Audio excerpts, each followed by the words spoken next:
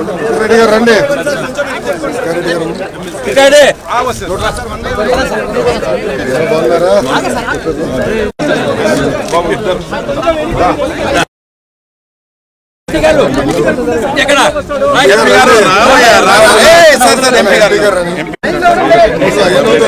డబ్బులు అయిపోతాయి సార్ దీంతో అయిపోతుంది.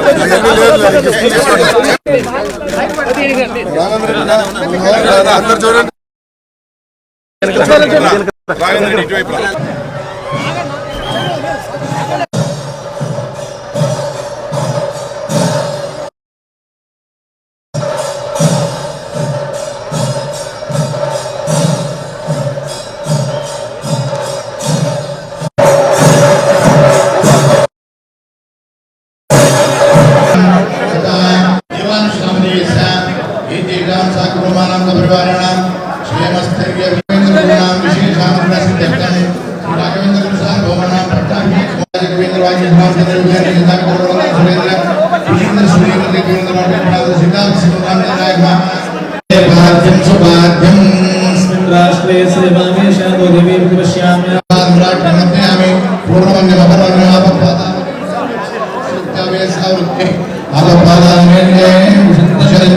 పూజ జరుగుతోంది.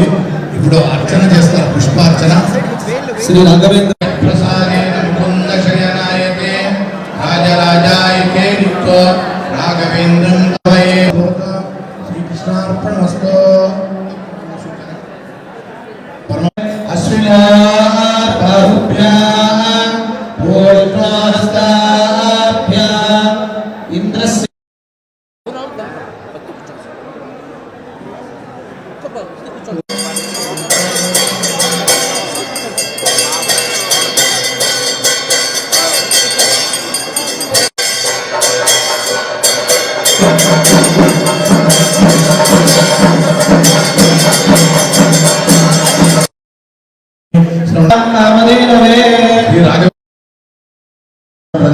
ఇన్ఫర్మేషన్ టెక్నాలజీ నారా లోకేష్ గారు ಇವರಿಗೆ దీపాలను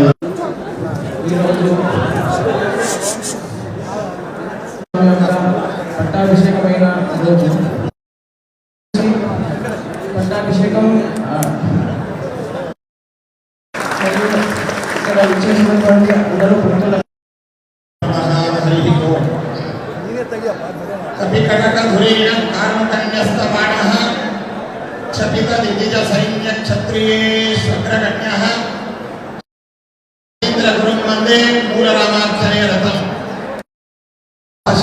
తెలుగు లెస్స అని మన పెద్దలు అన్నారు.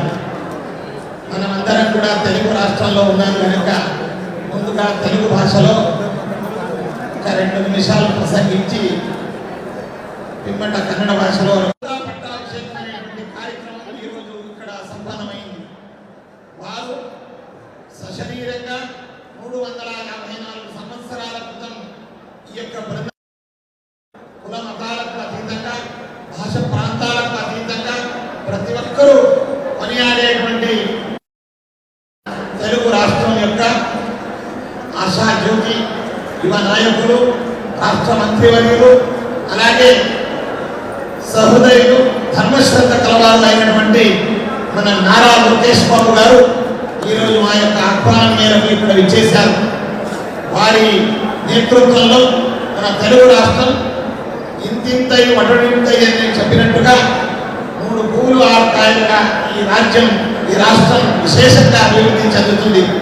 చాలా విద్యావంతులు, సహృదయులు, అలాగే నిరాడంబరమైనటువంటి వ్యక్తిత్వం. అంతేకాకుండా దేశ విదేశాల్లో సమస్త విద్యలను అభ్యసించి వారి యొక్క విద్యను, అనుభవాన్ని మన రాష్ట్రానికి దారపడడానికి వారు అగ్రమతులై ఉన్నారు. మన ప్రియతమ ముఖ్యమంత్రులైనటువంటి నారా చంద్రబాబు నాయుడు గారు యావత్ భారతదేశంలో కాకుండా విదేశాల్లో కూడా అత్యంత పేరు ప్రఖ్యాతి పొందినటువంటి ముఖ్యమంత్రులుగా వారు కొనియాడేటువంటి వ్యక్తి.